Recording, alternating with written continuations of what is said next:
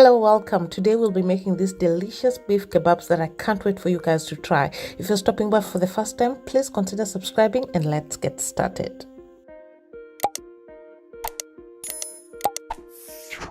One ingredient that I've not used is breadcrumbs, but if you want your kebabs to be very compact, please include that.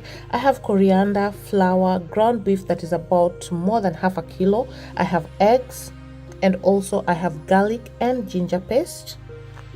And I also have chopped onions here. For the spices, please do not feel limited to use what I'm using. You can always switch up with what you want. I have paprika, black pepper, cumin, and a little bit of Gharam Masala. The first step, we are going to beat our eggs. Next step, take your pan, pot or sufuria, add a little bit of oil and fry the onions until they are translucent.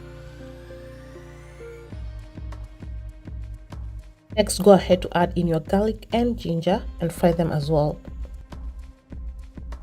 Next, go ahead to add in your spices and cook them for about a minute so that they release that beautiful flavor.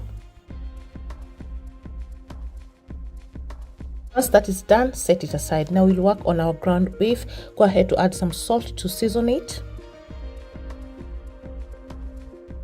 Then we are going to add in the fried onion that we had set aside,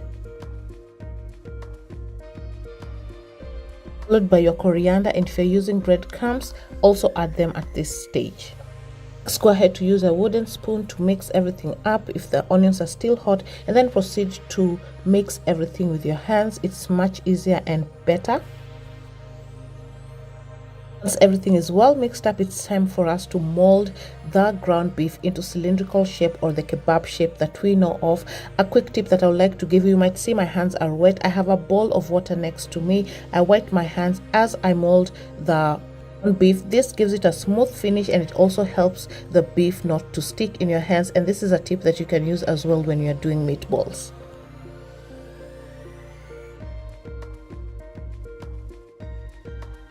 Sizes of your kebabs will depend according to your preference. Sometimes I do mini ones, but on this particular day I wanted to get done in the kitchen as fast as possible, and I did a little bit bigger sizes.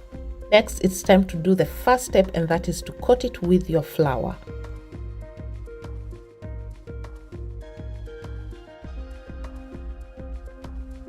Once that is done, it's time to coat it with your egg wash.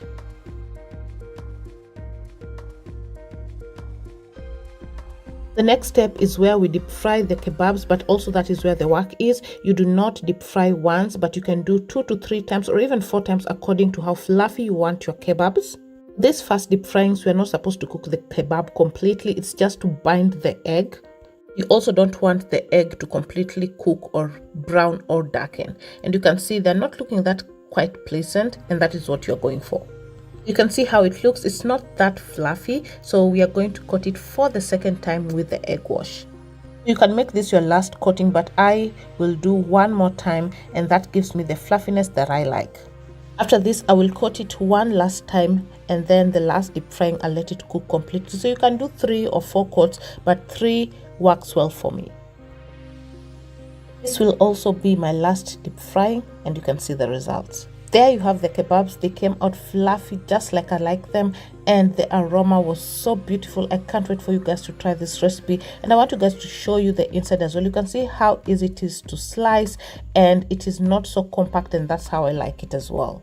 As you can see, our egg coating has given that beautiful golden brown color on the outside, and on the inside it is not brown or burnt because we were not completely cooking it when we were coating, and that is the importance of doing it step by step and letting the kebab completely cook only when you are done with the coatings. I really hope you did enjoy this recipe. If you liked it, please share it with your friends and family. Till next time, bye bye.